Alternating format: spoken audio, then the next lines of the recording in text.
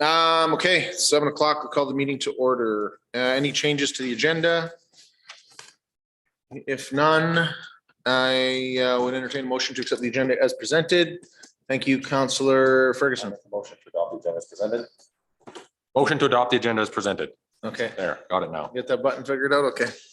Any discussion? Call the question, those in favor? That is carried. We do have a public hearing tonight for bylaw 02-2022.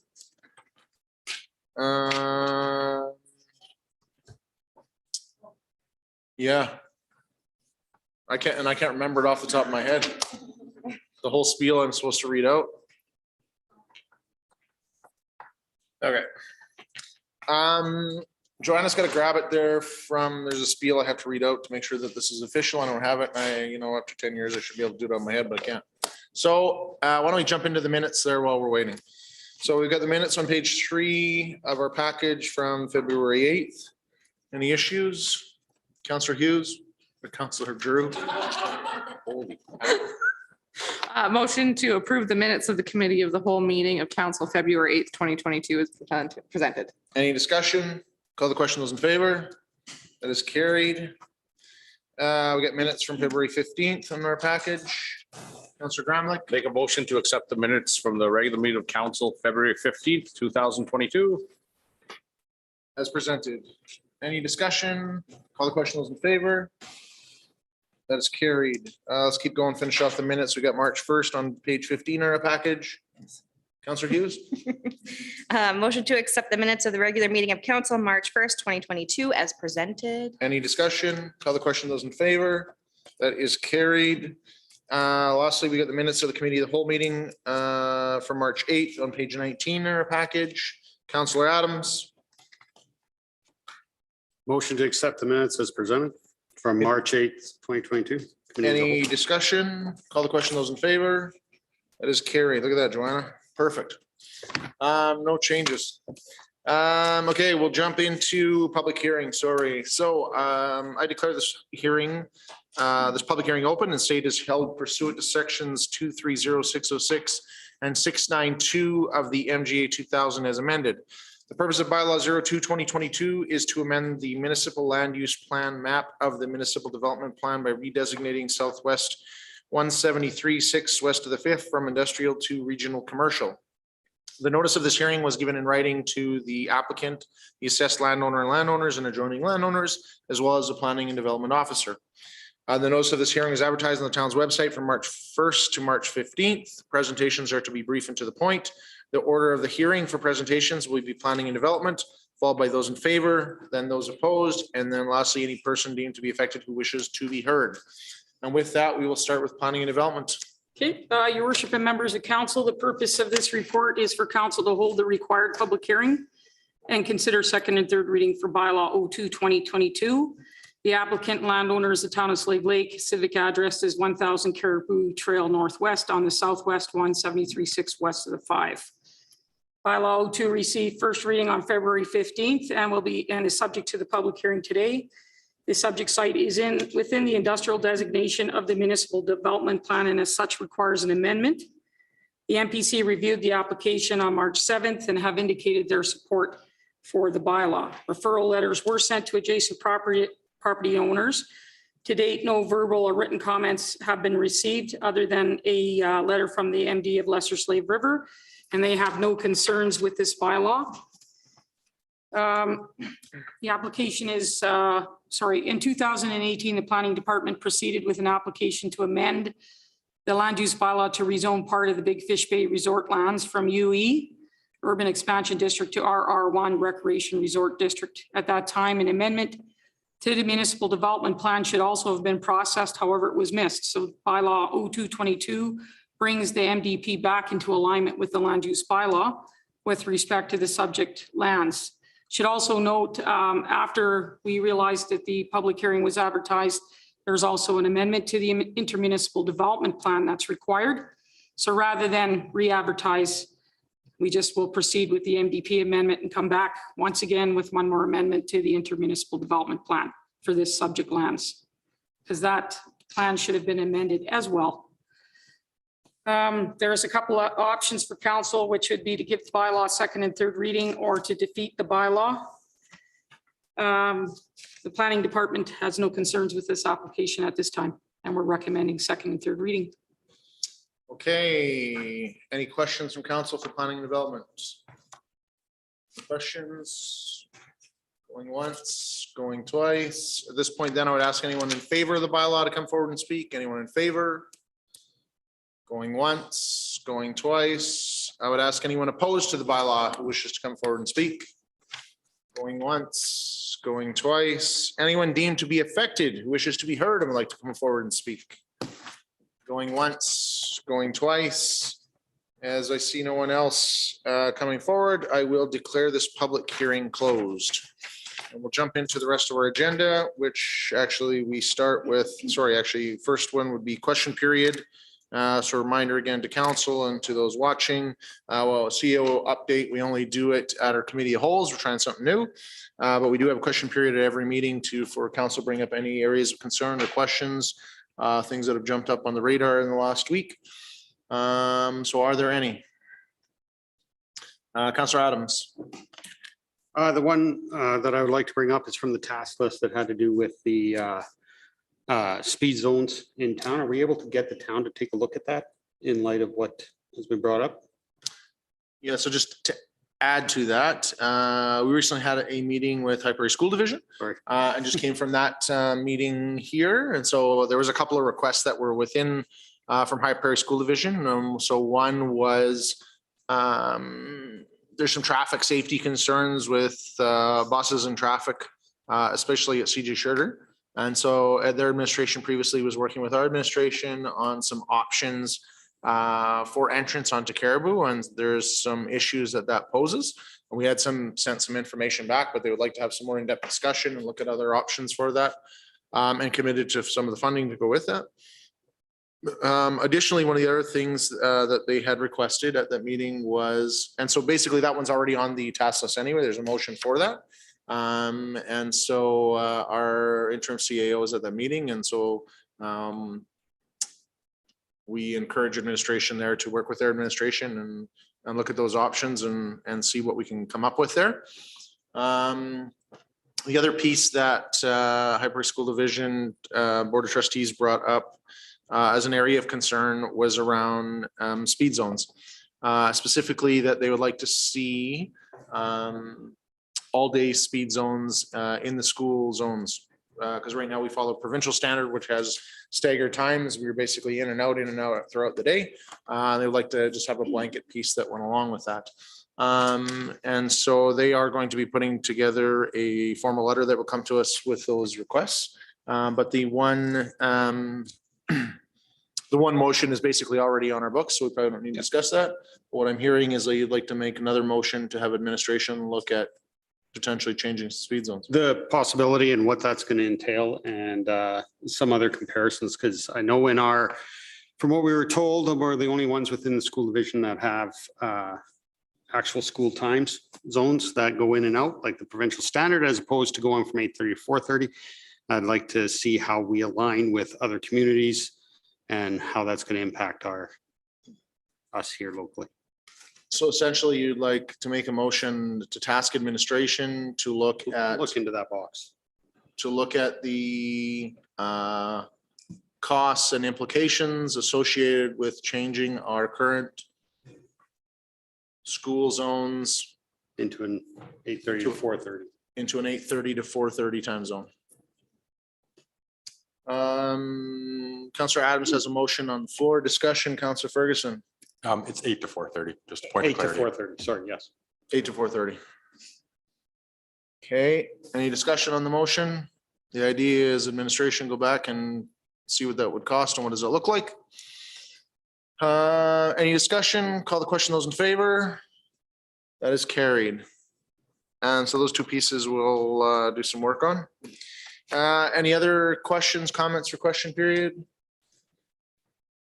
As I see none, we'll jump into reports. So the first one is bylaw 02/2022. Lori, do you have anything new to add? No, I don't. Okay, Councillor Ferguson, I'd like to make a motion. feel free.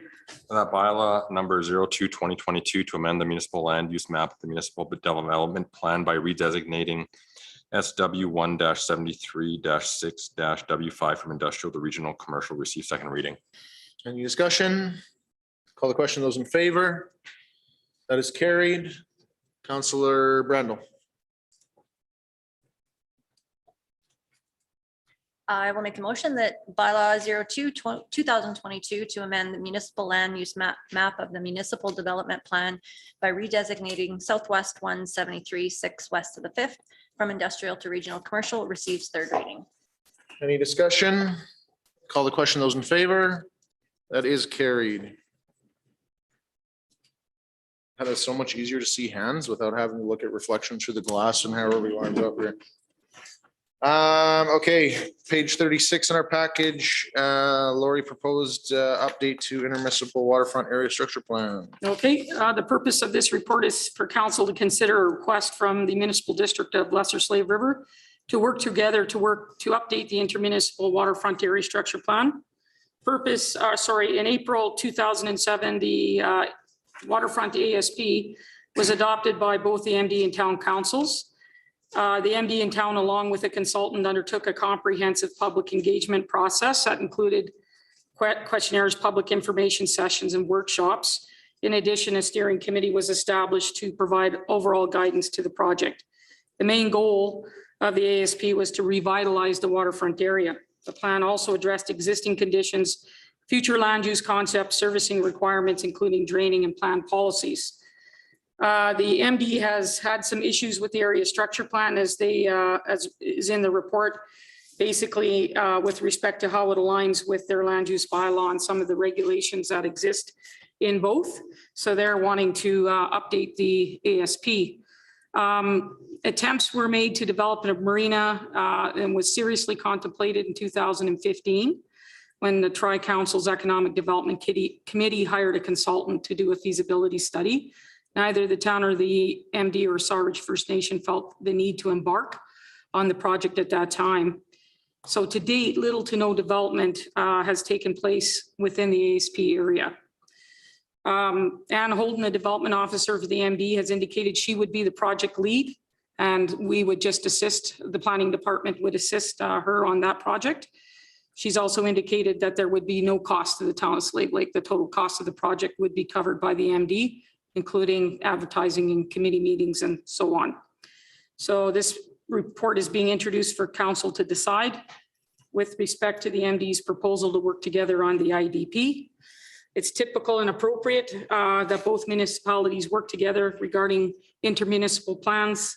As part of the update, the planning department would participate in the steering committee if one were formed, and we'd also participate in any workshops and public sessions. So we have no concerns at this time and are recommending participating in the update to that plan. Okay. Questions from council, discussion, Councilor Adams. Is there a desire from the MD to move forward on an area structure plan after it's developed to actually do something with it? Or is this more to bring us in line with what we're required to do? From what I understand, well, that's a twofold. The plan is old and it needs updating, and they're hoping to revitalize. The MD does own some land within the waterfront area, but I'm not sure what their plans are in terms of actually starting development. So I can't really answer that one. Okay. Councilor Adams, you want to ask another question? Okay. Okay, Councilor Brandel, go. Yeah, no, I think it's probably time to do this. You know, our plans aren't made to sit on the shelf, and we have to keep them revitalized. So I will make a motion that council directs administration to send a letter to the municipal district of Lesser Slave River indicating the town's interest in participating in an update to the intermunicipal waterfront area structure plan. Any discussion? Just make a comment that totally in favor of this, but along with Councilor Adams' comments, I hope we do something with it. And so this actually like the one that was created was before I was even on council. So it's, it's been 11, 12, 13 years or something since they've done it. We're talking about economic development too. There's a lot of discussions about this land. We've been talking about industrial land as being an issue with the MD, as well as recreation, even exhibition lands in the previous council. And so understanding how we work together and how that gets done, I think is pivotal to some of the success that we're trying to achieve. So I think the timing's fantastic. Motion is on the floor. If there's no further discussion, call the question. Those in favor. And that is carried. Next, we'll jump into tax recovery public auction. And so Councillor Brandel, I need to step out and declare a conflict. and I will do the same. So I'll let the deputy worship take the rest of the meeting. Okay, moving on with that item, Leah, I believe the floor is yours. Oh, Roland's gonna take it? Okay. You prepared the report here. It's got her name all over it. Yeah. So just for your information, so attached to the report in the agenda package is a list of the sale properties. We have passed around this additional list here tonight. So this is the updated list. There was a property that came off and then there was some address adjustments that we'd made to some of the information on the original list. So the proposed list, reserve bids are all on the sheet that was passed around to council just prior to this meeting. The purpose of tonight's report is just to bring for approval additional properties eligible for tax sale in the 2022 year. The property list, reserve bid, sale dates, terms and conditions of the sale and all properties going to the tax recovery public auction for land and designated manufactured homes. I won't go over the background as we had, we have another public auction on the 4th with a similar thing. So if there's any additional questions on the background or how that's held, happy to entertain. For discussion, we've just identified some additional properties. We had identified them earlier on in the year. However, just hadn't had time to update the list. So our recommendation here would be to hold a second auction to be held on April 25th of 2022 for the properties listed in this document. Okay, any questions for admin? All right, Councillor Ferguson. So to clarify, I think we had a report come to us previously, right? Of this nature? Yes. So we're going to have two. Yeah, we'll have two auctions this year. Okay, gotcha. Okay, Yeah. thank you. Anybody else? Councillor Giroux. So yeah, all of them, just same thing. All these properties weren't included on that second Correct. one. Yeah. And were these just because of a timeline that they popped up or why did we, because there's quite a few. Yeah, it was just a timeline thing. So when we had originally done the first list there, we just hadn't identified a couple of these additional properties that were eligible. So Councillor Ferguson. I'd like to make a motion. The floor is yours, sir. Be it resolved that council accept the list of properties for the 2022 tax recovery sale as information to be held on April 25th, 2022. Any discussion? Call to question those in favor. That is carried. Councillor Adams. I'd like to make a motion. Resolve that council set the reserve bids as shown on the 2022 property sale list and reserve bids listing to be held on April 25th, 2022. Discussion. All those in favor? Carried. Councillor Hughes. Be resolved that council set the date of tax recovery sale date to April 25th, 2022. Any discussion? Call to question those in favor. That is carried. And Councillor Giroux. Be it resolved that council approve the terms and conditions of the 2022 tax recovery sale. Any discussion? Call to question those in favor. That is carried. Thank you, Roland. Thank you. And Leah, thank you for your report. Thank you. Keep going. Okay. We've got the Sawridge Creek water line.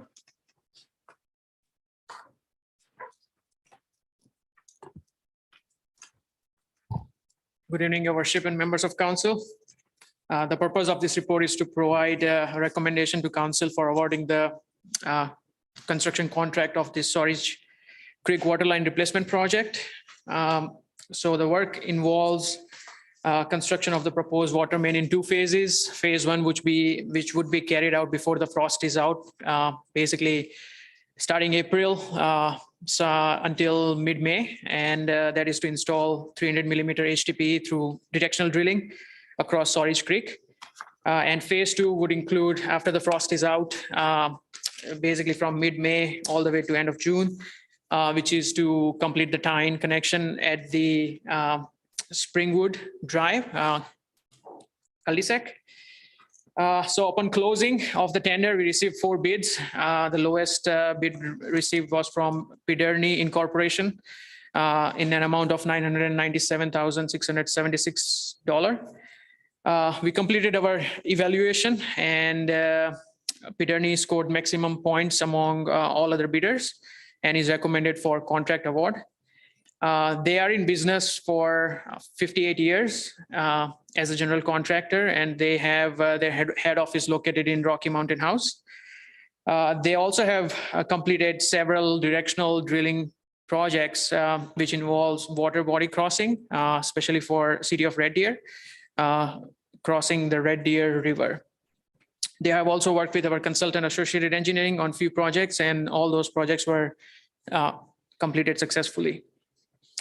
As the bid prices came in over budget, administration negotiated with the lowest bidder, and we successfully negotiated to bring their bid amount down to $943,124, which is a credit of $54,552 from the original amount. The lowest bidder would complete all the phases of the project as planned. We also consider allotting phase two to the local contractor to further reduce the cost of the project. But upon further discussions, it was verified that allotting phase two locally would cost us $86,000 more than the lowest bid amount. Anticipated project cost would be in the range of $1.13 million, which includes 10% construction contingency. And the project cost will be captured in 2020 capital budget, which is expected to be brought forward to council for their approval in next month. Upon successful completion of the project, the proposed infrastructure will be very crucial in delivering system redundancy for water distribution across the entire southeast quadrant. And our recommendation to council is to award the construction contract to Piderny Incorporation in the negotiated amount of $943,124 plus GST. Okay, discussion, questions from council. Councillor Adams. Just so I understand a little more, as far as the contingency part goes, is that held by the town in case of overruns, or does that automatically Yes. go to Piderny's? No, in Overrun. case of overrun. Just from our end? Yes. Thank you. Councillor Ferguson. And to clarify, this would be hopefully operational in June. We're able to fire it completely back up and have that contingency back in place. Yes. Yeah, so I'll just add, ideally, this is not the number that we wanted to see, but you did give us some information on it there last week on some of the issues that we're running into, being geotechnical and some increases in labor, increases in material, and it is what it is. Councillor Adams. I'd like to make a motion, resolve that council awards a construction, or no, is that this one? Yeah, that is. Construction contract for Storage Creek Waterline Replacement Project to Piderny's Incorporated in the negotiated amount of $943,124 plus GST. Any discussion? Call the question. Those in favor? That is carried. Kush, I'll just say, and Thanks. we shouldn't also make light of the fact that your renegotiation saved us $50,000. So Yes. great job. Thank you. RCMP retroactive wages.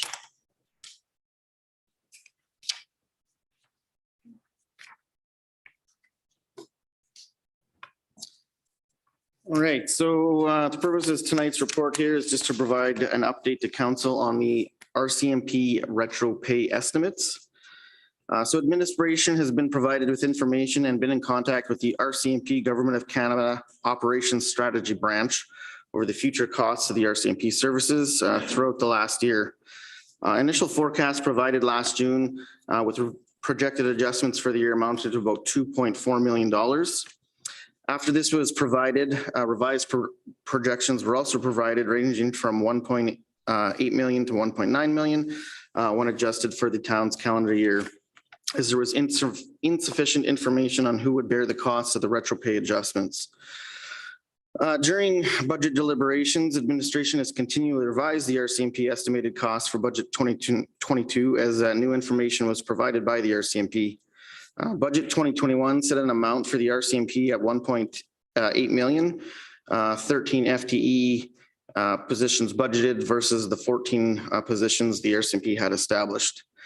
Draft budget 2022 has a cost estimate of $2.1 million, or roughly a $240,000 increase over last year.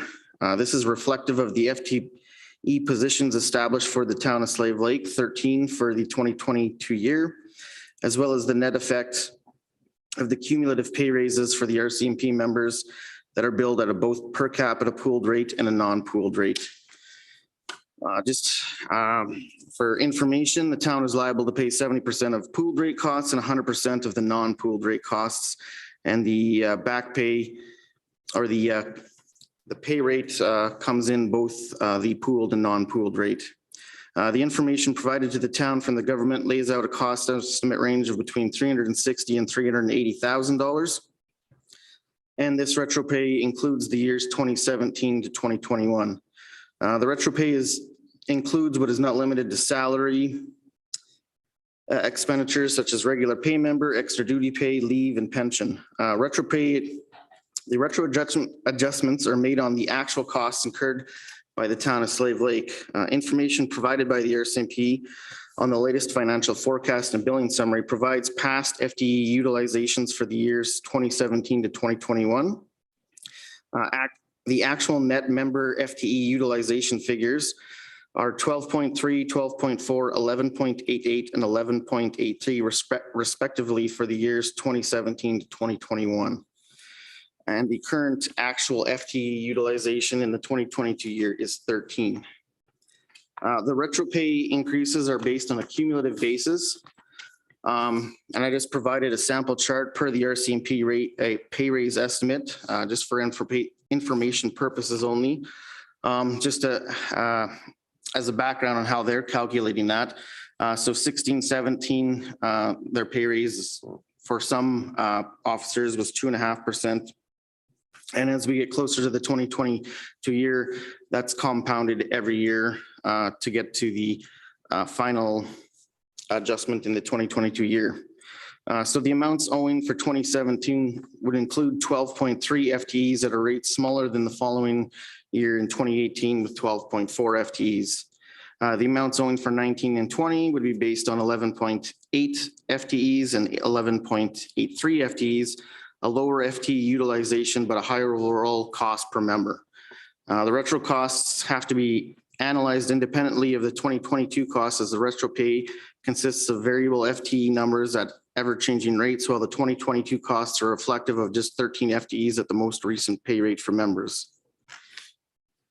And at this time, the Alberta Municipality Association has advised and is asking all municipalities to withhold payment for the upcoming retro pay invoice, as municipalities across Alberta, we were not consulted with or part of the negotiations that resulted in these increases.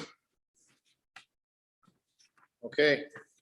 So the overarching message here is there's some confusion there last week when we talked about this around the fact that the retroactivity seems so high in comparison to the number that we have budgeted in our own budget, but that number in our budget is correct because it's just compounded so much that the end number is so much higher than the beginning numbers, and it takes a while for it to build up. So realistically, that there's still, that 280 some $1,000, give or take, in our own budget there, which is almost a 3% hit on our budget. as well as our liability, though, is somewhere between the $360,000 to $380,000. Correct. And so the idea is now as we move forward, that the RCMP has to go back and look at all of our individual hours of all of our officers worked, and they'll finalize an invoice that's coming. And the other piece to add to that, though, is that Alberta Municipalities, formerly AUMA, has basically advised all the Albertan municipalities not to pay that, as we continue to advocate to the federal government to pay for an obligation that they negotiated without any information or input from us. However, in the past, when they've originally thrown out these numbers, we're talking that this could be over $1 million. So I gotta be honest, I do feel a lot safer about a $360,000 to $380,000 liability than do about a 1.2. So not great news, but good news. Positive. It's not as bad as we thought it was going to be, but still has a significant impact on this year's budget. Other questions, comments, concerns?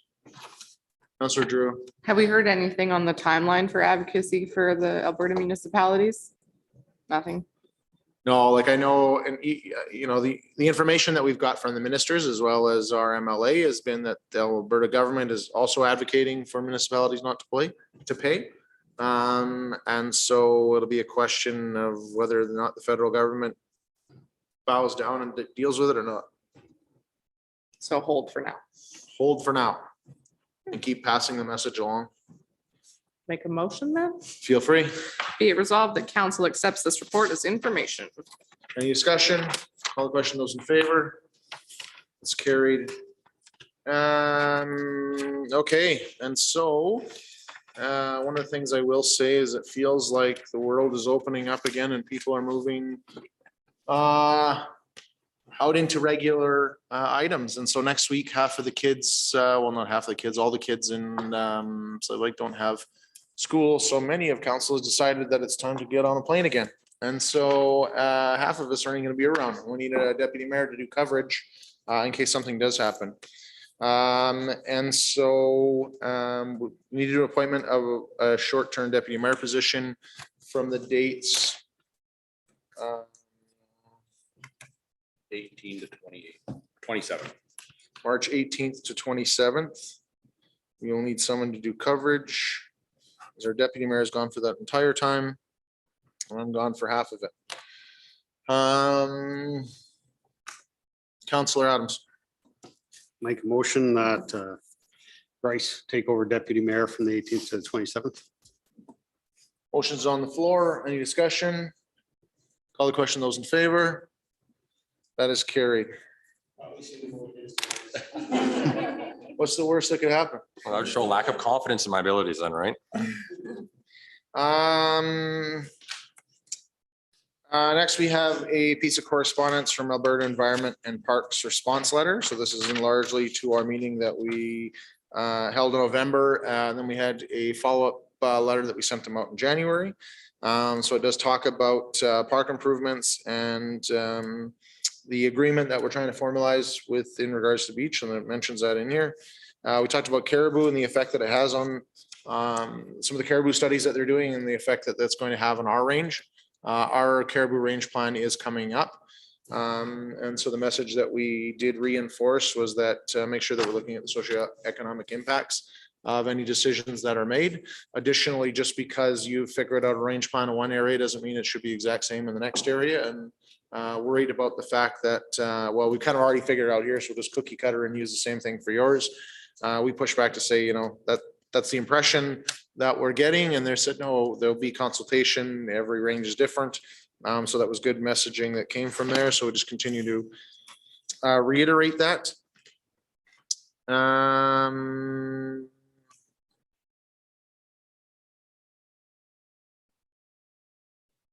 One of the other things that we talked about is that we did have a local developer that was interested in potentially a marina development on the eastern edge of the lake. And so there has been previously in previous councils and from a tourism standpoint, economic development, having more lake access to the eastern basin where we're all living would be beneficial. And so although an application hasn't been submitted, we just wanted to throw it on the radar of Environment and Parks to say, hey, when one comes, we're in favor of this. Obviously, if everything's done, proper consultation goes on and proper environmental controls are looked at. But we, the big picture is more Eastern Lake access is a good thing from a tourism standpoint and economic development. So we definitely are interested in that. Any comments or concerns on that? Okay, next we'll jump into Mayor's Corner. Honestly, we had a meeting with High Prairie School Division. It was good because there was some great discussion around the fact that if we have great schools in our communities, that it's good for economic development, it's good for livability of our residents, it improves their quality of life. And so, working together more opportunely in the future is probably beneficial. We talked about too, they highlighted the fact of recruitment and retention is always an issue. And keeping their people and attracting good people. And so we talked about some of the resources that we have to talk about what does Slave Lake have to offer and how do we share some of those resources, whether it be our videos, whether it be our tourism guides. And so we let them know that we would have our communication team of one person reach out to them and share some information and say, here's a bunch of resources. Let them know what's out there. They had done an internal survey of their own staff to say, hey, here's some areas of opportunity. These are things I'm frustrated about. Internet was one of the big ones. And so I recognize that, but there are other ones that come up that you say, well, gee, you know what? I wish they knew everything that we had to offer. And so I think having some of those conversations was help. They also have meetings with ministers and we have meetings with ministers. So some advocacy pieces there to talk, to understand what the other side is saying, what they're doing and have some common messaging would probably be extremely beneficial. One of their passionate projects that we're really spending a bunch of time on is around access to mental health for children, which they have highlighted as an area of huge concern. And so our council is committed to helping to advocate through that, potentially using our Tri-Council and our Tri-Council Health Subcommittee and maybe even the Alberta North Central Alliance to make sure that the powers that be, Alberta Health Services and the Minister's Office understand that we have significant issues and we need some supports. And so High Prairie School Division does have a project that they'd like to bring forward, a proposal where they work together with Alberta Health Services to increase access for children to some of those supports. And so we're excited to work with them and see if we can move that needle because improving access for our residents is something that's obviously very passionate to both sides and needs to be done. On the other side, I will say that we are nearing completion on budget. And so on April 5th, budget will formally be coming to the council meeting. And so we'll talk more about that as we get closer to it. But I just want to thank administration and council. A lot of hours spent on that. I definitely don't feel like it's a home run, but it's definitely something where there's a lot of adversity. And I feel like I have the same speech every year, but I got to tell you, like, this is the toughest year I felt ever for budget. And it's the same thing everybody is facing in their own household, that costs are going up. Their costs of utilities go up. Well, we got some big utility bills. Cost of fuel is going up. Well, we use a lot of fuel. Cost of insurances go up. Well, we got a lot of stuff that we insure. And so if you just look at those pieces, unless we're dramatically cutting some service levels, our costs are naturally going to go up. And how do we deal with all those? And so there's this balance that we're always struggling to find about, like, how do we give people what they had previously? Because it's always that struggle about what do you take away? And how do we make it better? I think there's a strong message from council about the fact that as we're coming out of this COVID, and it feels like this recovery, and we're moving things to normal. People are wanting to get out. People are wanting to improve their quality of life. People are wanting to connect with people.